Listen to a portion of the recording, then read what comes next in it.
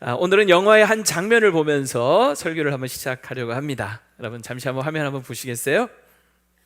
이 길 넓은데 왜 엄한 억울한 남의 차를 들이받고 그러는 거야 지금? 하루 와서 하루 먹고 사는 그런 사람은 괜찮아요? 아니 아저씨 초면인가 내가 한번 모셔다 드린 적 있는 것 같은데. 야! 당신 지금 뭐 하는 거야? 뒤차에 있는 거 안 보여? 차 빼라. 야, 차 다 돌려서 가라 그래. 빨리. 빵빵거리지 말고. 지금 상황 안 보여? 괜찮아요? 네, 예쁘면 다 용서되는 그런 참 세상을 우리가 살고 있는 것 같습니다. 영화의 한 장면, 미녀는 괴로워라고 하는 장면인데 이 영화 주인공, 여주인공이 김아중 씨죠. 근데 이 영화 속에서 보면 성령으로 거듭난 게 아니라 성형으로 거듭나서 새로운 피조물이 됩니다. 가끔 여러분 이제 교인들이 성령해도 되냐 하는 그런 이제 질문을 목사님들한테 이렇게 하는데 어떤 목사님들은 안 된다 아주 강력하게 반대하시는 분들이 있죠. 왜 하나님이 주신 얼굴에 만족하지 못하고 성형하려고 하냐? 지금 하나님께 불만 있냐? 나중에 하나님이 너 누구냐? 못 알아보시면 어떡하려고 그러냐? 뭐 이러면서 이제 반대하시는 분들이 있습니다. 또 원판 불변 보존의 법칙이라고 여러분 아시죠? 내 자식 낳으면 누구 닮아요? 내 옛날 모습 닮아서 나오는 거죠. 그러면 이 아이가 나중에 좀 성장해서 크면 나는 도대체 어디서 왔는가? 이 정체성의 혼란을 느끼지 않겠느냐? 뭐 이런저런 이유로 성형하는 것을 반대하는 그런 분들도 있습니다. 근데 저는 조금 생각이 달라요. 우리가 좀 살아가는 데 있어서 성형을 해서라도 자존감을 찾고 또 열등감 없이 당당하게 살아가는데 도움이 된다면 굳이 뭐 반대할 이유가 있을까 하는 생각이 듭니다. 여러분, 하나님이 정말 우리가 성형 좀 했다고 해서 정말 못 알아보실까요? 그러실 리 없죠. 여러분, 하나님은 여러분의 비포 애프터, 전과 후를 잘 알고 계십니다. 걱정 마십시오. 그런 건 진짜 우리가 솔직히 걱정되는 것은 두 가지죠. 하나는 비용 문제죠. 과도한 견적이 문제고, 그리고 또 하나 진짜 더 큰 문제는 뭐냐면 사실 내면의 문제인 거예요. 내면. 아무리 겉을 뜯어 고친다 하더라도 진짜 중요한 건 내면의 건강함, 내면의 당당함, 이게 더 중요한 거죠. 맥스웰 말츠라고 하는 아주 유명한 성형외과 의사가 있습니다. 근데 이분이 자신이 성형외과 의사로서 얼마나 많은 상담을 하고 또 얼마나 많은 수술을 했겠어요. 이분이 하는 얘기가 뭐냐면 적어도 지구인의 95%가 느끼는 게 열등감이래요. 그러니까 여러분도 다 지구인이시니까 대부분 아마 다 이래저래 열등감들이 있다는 거죠. 그러면서 이분이 하는 말이 뭐냐면 사람들에게 정말 절실하게 필요한 건 외모의 교정보다 마음의 성형수술이다, 이런 얘기를 하시더라고요. 실패감, 부정적 신념으로 왜곡되어 있는 이 내면의 자아 이미지를 고치고 바꾸는 것, 이게 겉을 뜯어 고치는 것보다 훨씬 중요하다는 거예요. 마음속에 무너져 있는 낮은 자존감, 자신감, 실패의식, 열등감, 이거를 고치는 것이 더 중요하다 하는 거죠. 여러분 어떻습니까? 공감되십니까? 동의되십니까? 사실 내면이 건강하면요, 우리 겉모습이 어떠한 것은 크게 여러분 중요하지 않게 되는 거죠. 그런 면에서 우리가 꼭 고쳐야 될 병이 하나 있습니다. 혹시 들어보셨나 모르겠어요. 원래병이라고. 들어보셨어요? 이거 굉장히 심각한 병입니다. 근데 많은 사람이 잘 모르시는 것 같아요. 원래병. 나는 원래 이렇게 생겼어. 나는 원래 이래. 나는 원래 못해. 나는 원래 이 모양이니까 그냥 냅둬. 이렇게 생긴 대로 살다가 죽게. 그냥 냅둬. 어디서 많이 들어본 소리 아닙니까? 우리가 입버릇처럼 자주 하는 말일 수도 있어요. 특히 뭔가를 못한다, 못하겠다 할 때, 핑계 될 때, 나는 원래 그런 거 못해. 나는 원래 말 잘 못해. 원래 나는 노래 잘 못해. 나는 원래 뭘 못해. 원래. 이 원래병인 거죠. 심지어는 하나님이 내가 너를 쓰겠다 라고 해도 그 하나님의 부르심 앞에조차 변명되고 핑계하고 걱정하면서 하는 말이 이 원래 나는 이렇게 생겨 먹었으니 못합니다 하는 이런 말인 거예요. 여러분 이거 지금 누구 얘기하는 것 같아요? 누구 얘기하는 것 같아요? 저 얘기하는 것 같아요? 네, 맞습니다. 자신 얘기죠, 솔직히. 그죠? 나한테 하는 말이죠. 그런데 이게 나한테만 하는 말이 아니라 오늘 본문에 보니까 모세도 그러고 있더라는 거예요. 모세. 여러분 오늘 10절 말씀 다시 한번 보시면, 자, 모세가 뭐라고 하죠? 자, 10절 한번 읽어볼게요. 시작. 모세가 여호와께 아뢰되 오 주여 나는 본래 말을 잘 못하는 자니이다. 이게 본래란 말이 무슨 뜻이에요? 다른 말로 원래란 말. 그러면서 심지어는 뭐라고 하냐면 주께서 주의 종에게 명령하신 후에도, 하나님이 아무리 말씀하신다 하더라도 역시 그러하니다. 똑같습니다. 나는 입이 뻣뻣하고 혀가 둔한 자입니다. 이러고 말하고 있는 거예요. 근데 여러분 모세가 정말 원래부터 이랬을까요? 아니에요. 모세는 처음부터 이러지 않았습니다. 한때 정말 여러분 모세를 한번 보세요. 대애굽 제국의 공주의 아들 아니었습니까?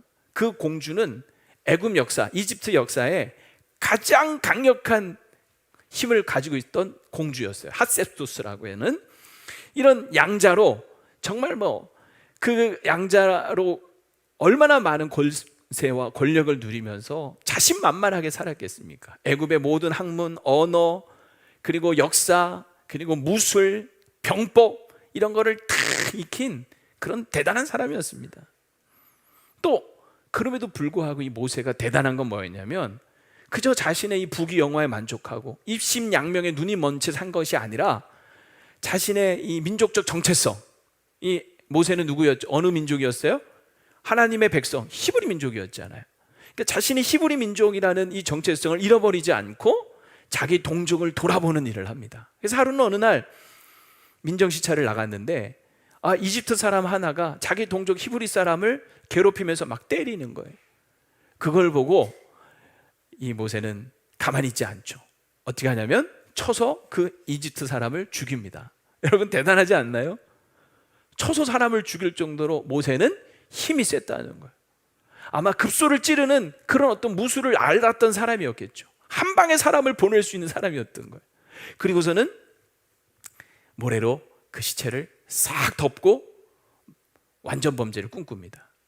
그런데 그 다음날 또 나가봤더니 이번에는 자기 동족 히브리 사람들끼리 막 서로 다투고 서로 때리고 있는, 모세가 그걸 보고 또 발끈해서 그 잘못한 사람에게 말하죠. 너는 어찌하여 동포를 치느냐? 네 동포를 왜 때리느냐? 그랬더니요, 이 사람이 적반하장도 유분수지 오히려 모세한테 대들면서 이렇게 얘기합니다. 누가 너를 우리를 다스리는 자나 재판관으로 세웠느냐? 어제는 애굽 사람을 죽이더니 오늘은 나를 죽이려고 하느냐? 하면서 빠락빠락 대드는 거예요. 알고 봤더니 모세는 아무도 못 본 줄 알았더니 본 사람이 있었던 거예요. 사람을 죽인 게 탄로난 거죠. 근데 이거를 또 밀고를 했던 것 같아요. 그래서 당시 이 모세와 정치적 라이벌 관계였던 투트모스 3세가 있었어요. 이 투트모스 3세는 이 모세가 눈에 가시 같은 존재였는데 어이쿠 잘됐다, 이번 기회에 이집트 사람을 죽인 채로 모세를 제거하고 죽여야 되겠다, 이렇게 나온 거예요. 그러니까 여러분 모세 입장에서는 생각을 해보세요. 지금 누구한테 배신을 당한 겁니까? 자기 동족한테 배신을 당하고 배척을 당한 거예요. 동족을 위해서 싸우다가, 동족을 위해서 일하다가 여러분 오히려 그 동족에게 뒤통수를 제대로 맞은 거죠. 그래서 이제 모세가 가만히 생각해 보니까 야, 여기다가는 죽겠구나 싶은 거예요. 그래서 판세를 읽고 모든 걸 버리고 미디안 땅으로 정치적 망명을 하게 되는 겁니다. 그리고 거기서 세월을 보내는 거예요.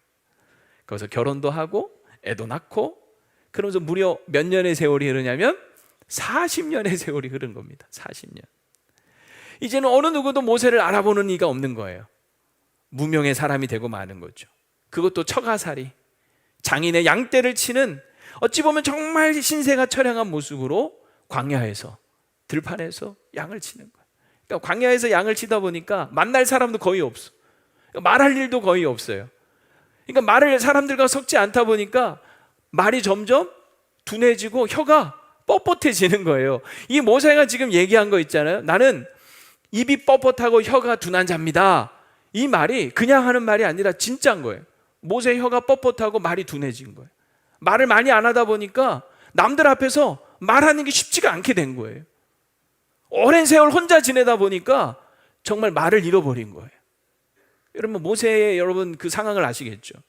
더욱이 또 여기 보면 이 말이 혀가 뻣뻣하고 둔하다, 이 말이 또 어떤 의미냐면 애굽에서 떠난 지 지금 몇 년 됐어요?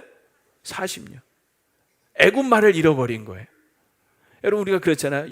영어 막 쓰다가 한 40년 영어 안 써보세요. 그 영어가 제대로 나올까요? 옛날에 그렇게 구사를 잘했는데 한 40년 영어 안 쓰니까 영어 말 한마디 나오기가 힘든 거예요. 그러니까 지금 이 모세는 정말 그런 심정인 거예요. 다 까먹어버린 거예요. 애국 말도. 한참 40세에 혈기왕성했던 젊디 젊었던 모세는 온데간데 다 사라지고 이제는 80의 초로의 노인만 남아있게 된 거죠. 그런데 어느 날 이런 모세에게 하나님이 나타나신 거예요. 그리고 말씀하시는 겁니다. 내가 내 백성 이스라엘을 애굽에서 구원하는 일에 너를 쓰겠다. 내가 너를 애굽에 보내노라. 그러니까 이 말을 하는데요, 모세가 기뻤을까요? 기쁘지 않은 거예요. 오히려 당황스러운 거예요. 그래서 이 모세가 나온 말이 뭐냐면, 나는 못합니다. 내가 누구간데, 내가 무슨 자격으로 나 같은 것이 그 애굽의 바로 앞에 내가 어떻게 가겠으며 어떻게 이스라엘 자손을 애굽에서 인도할 수 있겠습니까? 나는 말도 잘 못합니다. 나 이미 혓바닥 굳은 지 오래됐습니다. 영어, 애굽어 잃어버린 지 오래됐습니다. 왜 이제 와서 이러십니까?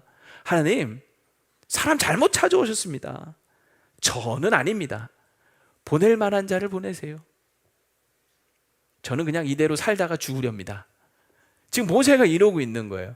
그러니까 여러분, 이 성경을 보면 모세가 하나님의 이 부르심을 5번 거절해요. 5번. 출애굽기 3장과 4장 내용을 제가 압축해서 한번 얘기를 해본 건데, 이 출애굽기 3장 4장이 모세의 이 부름받은 이야기를 이렇게 읽다 보면 고구마 먹고 있는 것 같아요. 체할 것 같아요. 답답해요. 옆에 모세가 있었으면 저는 한번 등짝 스매싱을 날렸을 것 같아요. 답답해 하면서. 그런데 또 한편으로 이런 생각도 한번 듭니다. 모세가 하나님의 그 부르심을 5번씩이나 이렇게 거절할 때는 여러분, 그 모세의 심정이 있지 않았겠어요? 어떤 심정이었을까? 그 심정을 한번 가만히 생각을 해보면 모세가 이해가 돼요. 안쓰러워요. 애처로워요. 여러분, 모세의 심정 어떤 심정이었을까요? 첫 번째는 자기 죽이겠다는 그 애굽 땅 아니었습니까? 그래서 도망쳐 나온 거예요. 그 애굽 땅으로 도로 가라. 얼마나 두려운 일이었겠습니까? 그리고 자기 백성에게 배신당하고 배척당한 그 쓰라린 경험이 있잖아요. 얼마나 속이 쓰립니까? 그리고 세 번째는 자기가 공주의 아들일 때도 사람들이 그랬는데 지금은 무명해.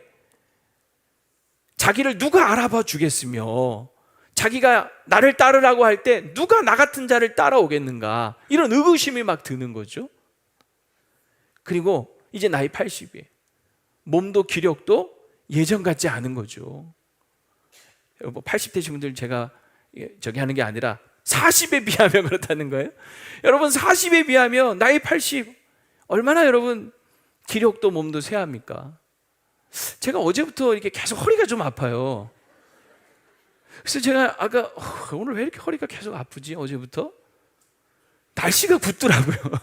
어제부터 비가 왔잖아요. 그래서 이게 날씨 굳다고 이제 허리까지 아픈가? 이런 생각이 들더라고요. 죄송합니다. 저도 생각할 때 옛날 같지 않은 거예요. 옛날 같지 않은 거예요. 지금 모세가 그런 거예요. 그러니까 자신감은 정말 바닥으로 떨어진 거고, 그 안에는 실패감, 열등감에 완전히 사로잡혀 있었던 거죠. 지금 모세에게 필요한 건 뭐냐면 마음의 성형수술, 마음의 수술이 필요했던 겁니다. 근데 참 감사하게도 하나님께서는 이런 모세를 포기하지 않으세요. 저는 아까 그랬죠. 등짝 스매싱 날렸을 것 같다고. 아니면 정말 뒤통수 한 대 빡 치면서 됐어, 내가 정말 사람 잘못 봤네. 야, 네가 이 정도일 줄은 몰랐다. 사람이 네밖에 없는 줄 아냐? 그냥 그래, 네 말대로 그렇게 살다가 죽어라. 그리고 그냥 등 돌리고 떠났을 것 같아. 5번씩이나 거절하는데.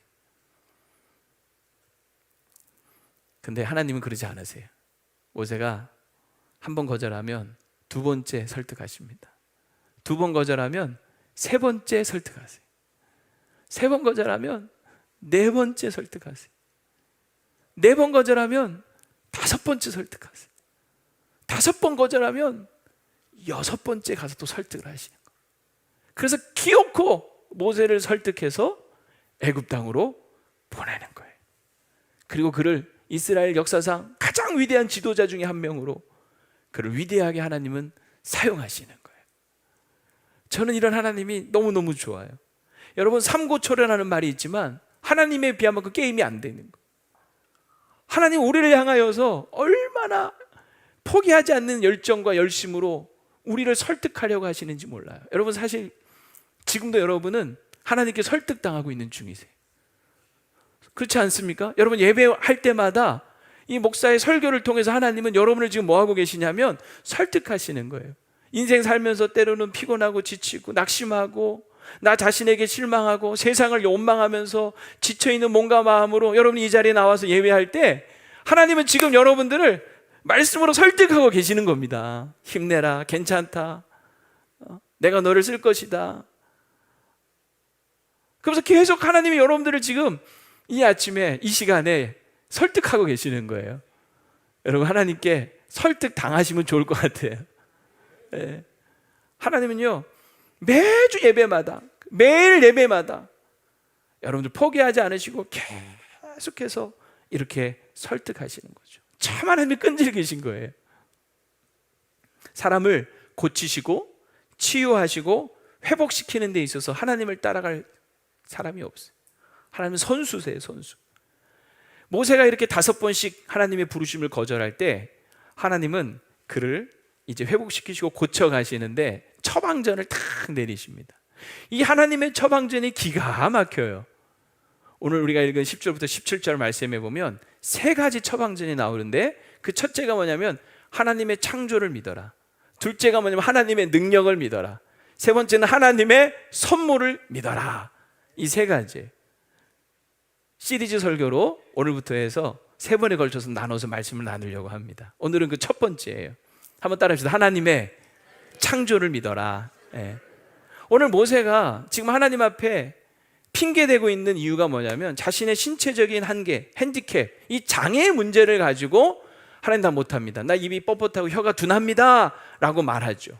근데 여기에 대한 하나님의 처방이 뭐였냐면 그 뻣뻣하고 둔한 혀를 누가 지었느냐 라고 말씀하시는 거예요. 오늘 11절 여러분 다시 한번 읽어보겠습니다. 시작.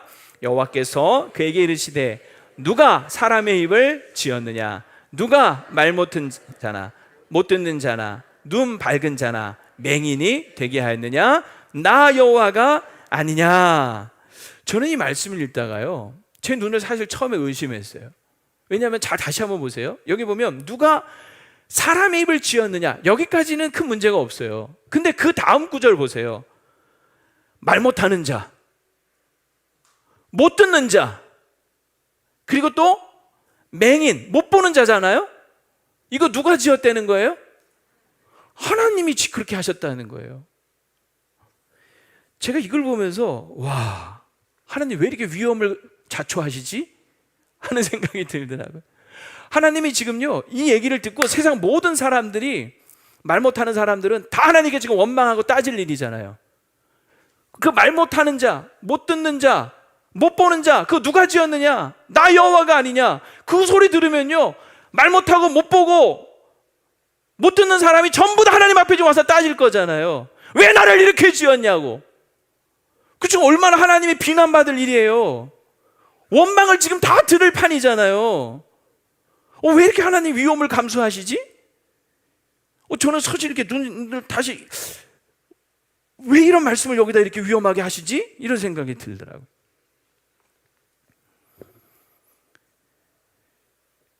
근데 가만히 생각해 보니까 이게 너무 은혜가 되고 감사하는 마음이 드는 거예요. 정말 이 말씀을 이 모세에게 하실 때, 또 오늘 우리에게 이 말씀을 지금 듣게 하실 때 하나님 우리에게 두 가지를 말씀하시더라고요. 제가 묵상하면서 깨달은 게 두 가지. 세상 이런 모든 문제와 장애를 가지고 있는 사람들한테 하나님은, 우리가 그렇잖아요. 막 원망을 어딘가 쏟아놓고 싶은데 쏟아놓을 데가 없을 때, 야, 나한테 와서 원망해라. 마치 하나님은 팔 벌리고 화살 쏠라면 다 나한테 쏘아라. 그런 모습으로 팔 벌리고 계시는 거예요. 내가 다 책임질게. 그래, 어디 가서 하소연할 데 없지? 나한테 쏴.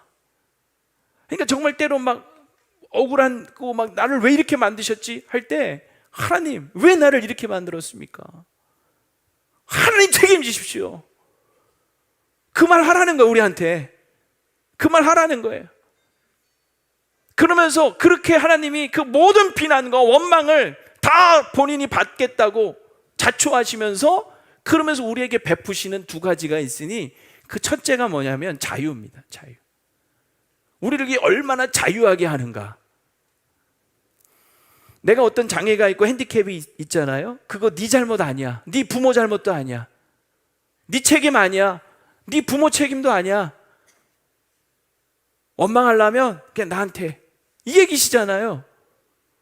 우리가 항상 빠지기 쉬운 게 뭐냐면, 나는 왜 이렇게 태어났을까? 스스로 자책하거나, 왜 부모님은 나를 이렇게 만드셨는가? 조상을 탓하거나, 사람들도요, 심지어는 그렇게 우리를 왜곡된 시선으로 바라볼 때가 있어요. 저 사람 도대체 얼마나 죄가 많았길래, 이러면서 우리를 비난하고 수군대기가 쉽잖아요. 실제로 여러분 요한복음 9장에 보면 나면서부터 앞을 못 보는 한 맹인이 있습니다. 근데 예수님이 길을 가시다가 그를 만나요. 근데 제자들이 참 정말 주책이야. 그 앞을 못 보는 그 맹인을 가운데 세워놓고 서로 토론하는 거예요.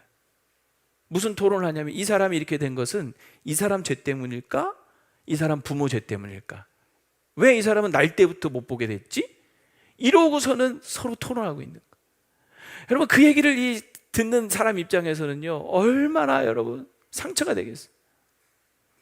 자기들끼리 해결이 안 되니까 예수님께 묻습니다. 예수님, 이 사람이 이렇게 된 거요, 누구 때문입니까? 예수님이 그때 하신 말씀이 9장 3절 말씀인데요, 우리 같이 한번 읽어볼게요. 시작.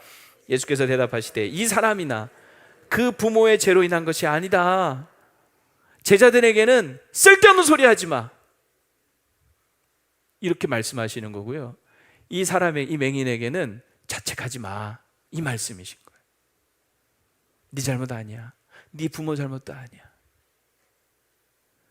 예수님의 이 말씀을 들은 이 맹인은 그날 얼마나 자유함을 얻게 되었을까. 그동안 시달렸던 사람들의 그 수군거림과 비난으로부터 자유로워지는 거죠. 스스로 묶여 있었던 죄책감과 절망으로부터 자유로워지는 거죠. 남들과 다르다는 이유로 받아왔던 그 편견과 차별로부터 자유로워지는 거예요. 예수님은 우리를 자유케 하시는 분이십니다. 진리를 알지니 진리가 너희를 자유롭게 하리라. 근데 그 진리가 누구냐면 하나님의 아들 예수님이에요. 예수님은 우리 안에 묶여있는 모든 것을 풀어주시고 자유케 하시는 분이에요.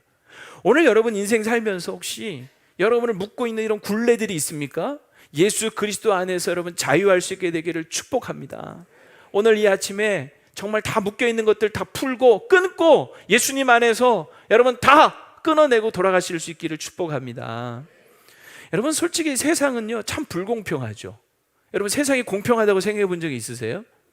얼마나 불공평해요. 누군 필요 이상으로 너무 많이 가졌고, 누군 절대 필요조차도 부족할 만큼 너무 적게 가진 사람들이 있어요. 누군 태어날 때부터 뭐 금수저 물고 태어난 사람도 있는가 하면, 누군 태어날 때부터 장애를 가지고 태어나는 사람도 있더라는 거죠. 그런데 더 우리의 마음을 아프게 하고 속상하게 하는 건 뭐냐면, 이 세상이 왜 불공평하다라고 얘기를 하냐면, 가뜩이나 그렇게 그런 아픔과 상처를 가지고 살아가는 사람들을 세상은 또 줄을 세우고 편을 가르기 시작을 하는 거예요.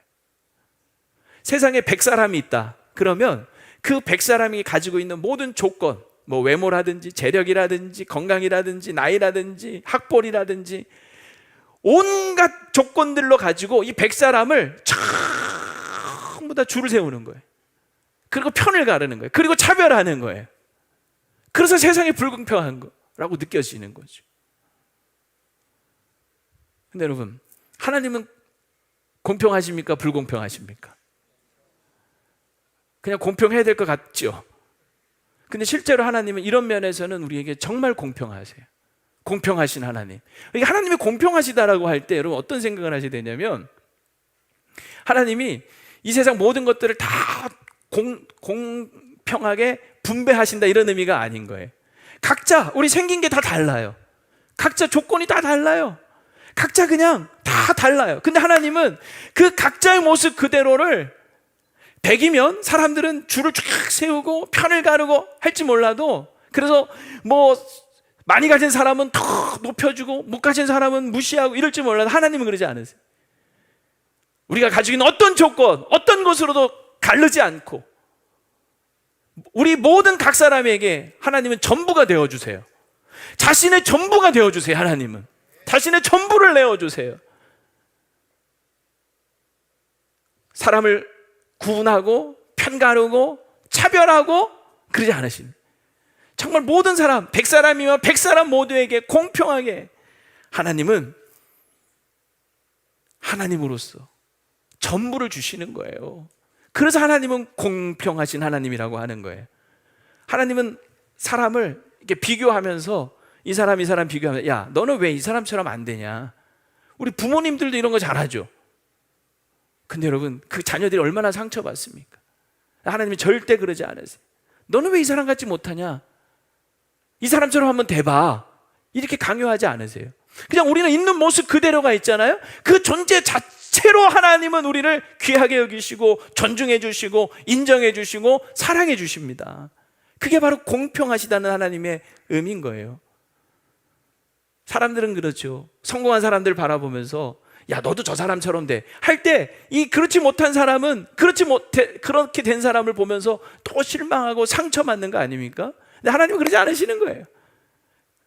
우리는 있는 모습 그대로를, 괜찮아, 너는 그 자체로 소중해 라고 말씀하시는 거예요. 아까 스바냐 3장 17절 말씀 제가 읽어드렸는데, 우리를 바라보시며 아주 그냥 기뻐서 즐거워서 기쁨을 이기지 못하여 하시는 하나님, 참참히 사랑하시는 하나님, 즐거워하시는 하나님, 너는 내 것이다, 내가 너를 지었다, 내가 너를 창조하였다, 너는 내 것이다. 그 하나님은 그 우리 모든 각자를 자기 아들 예수 그리스도를 주시기까지 우리를 그렇게 사랑하시고 아끼시는 줄로 믿습니다. 그게 하나님의 공평하심인 거예요. 우리가 이 하나님의 공평하심 얘기할 때 항상 떠오르는 찬양이 하나 있지 않습니까? 공평하신 하나님이 나 남이 가진 건 나 없지만, 공평하신 하나님이 나 남이 없는 거 갖게 하셨네. 우리 한번 다 같이 해볼까요? 공평하신 하나님이 나 남이 가진 건 나 없지만, 공평하신 하나님이 나 남이 없는 거 갖게 하셨네. 이 공평하신 하나님이 찬양, 이 나라고 하는 제목의 이 시는 여러분 잘 아시는 거죠. 송명희 시인이 지은 아름다운 찬양시죠. 이 송명희 시인, 여러분 태어날 때 의사가 실수로 뇌를 잘못 건드리는 바람에 평생 1급 중증 뇌성마비 환자로 살아가게 됩니다. 손가락 하나 까딱하기 어려울 정도 마비가 된 채 살아가는 거예요. 근데 어느 날 하나님께서 너무나 강력하게 영감을 주시면서 이 시를 거의 받아 쓰라고 했다는 거예요. 이 시를. 그래서 처음에는요, 이 송명희 씨가 너무나 기가 막혀서 도저히 쓸 수가 없었대요. 그래서 하나님 앞에 막 울면서 따졌대요. 소리쳤대요. 아니요, 하나님 못 쓰겠어요. 하나님 공평해 보이지 않으세요? 내겐 아무것도 주시지 않았잖아요. 내게는 아무것도 없잖아요 하면서 하나님 앞에 막 울면서 소리쳤는데, 하나님은 오히려 화를 내시면서 시키는 대로 공평하신 하나님이라고 써. 이거 억지로 받아 쓴 거래. 거의 자기 마음은 공평하지 않다고 생각했다는 거야. 근데 하나님이 정말 억지로 공평하신 하나님을 써. 하나님을 이길 수는 없잖아요.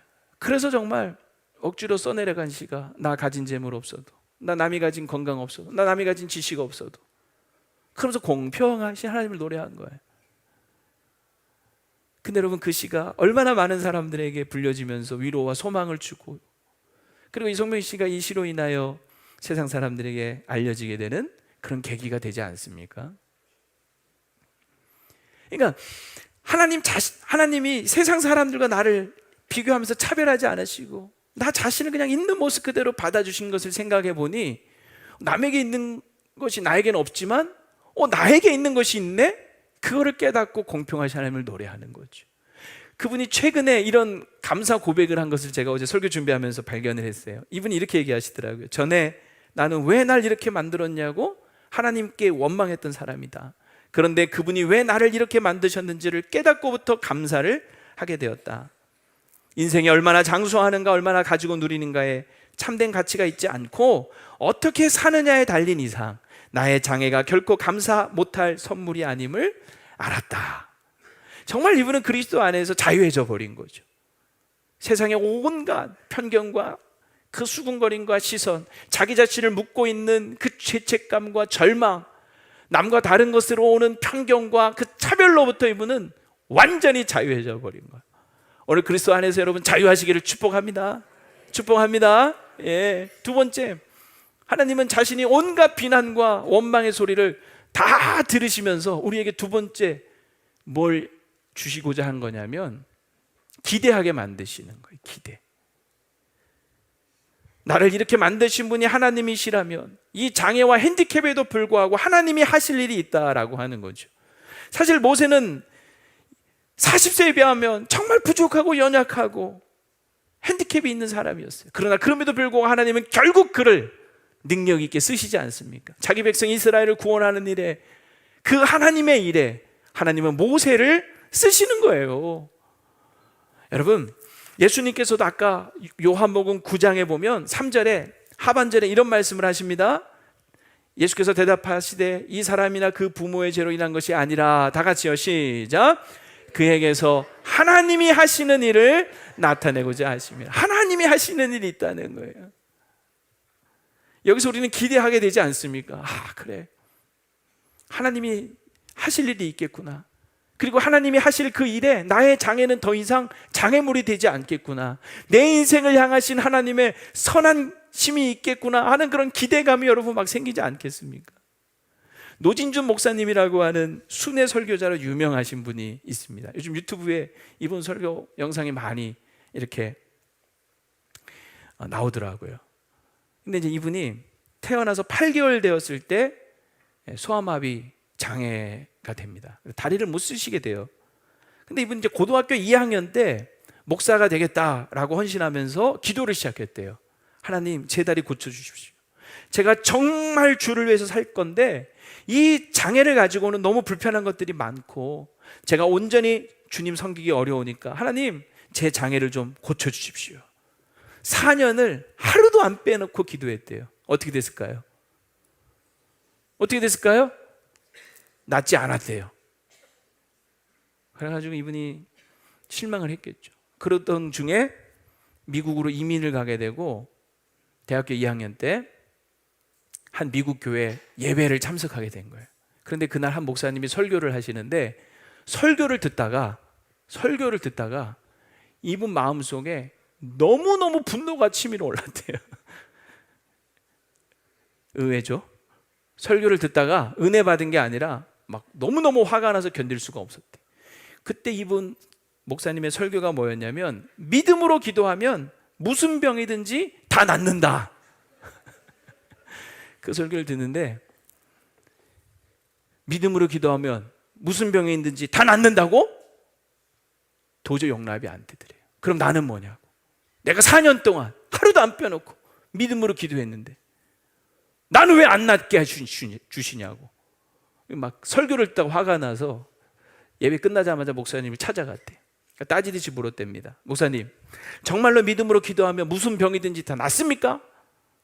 그때 그 목사님이 믿음으로 기도하면 무슨 병이든지 다 낫지. 정말 그렇습니까? 그렇지. 그렇게 또 얘기를 하시더라는 거예요.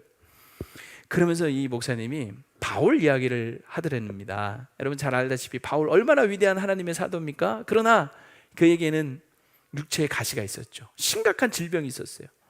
보통 둘 중에 하나로 봐요. 둘 중에 하나. 하나는 간질설. 경기를 시작하면 갑자기 쓰러지는 거예요. 설교하다가 갑자기 경기가 나서 쓰러지는 일이 벌어지는 거예요. 또 하나는 안질설. 앞이 너무 안 보여. 시력이 너무 안 좋아서.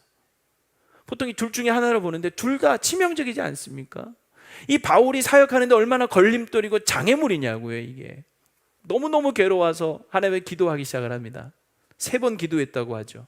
그래서 이 목사님이 묻더래요. 자, 바울이 육체의 가시를 거둬달라고 기도했는데 하나님께서 그 병을 고쳐주셨을까?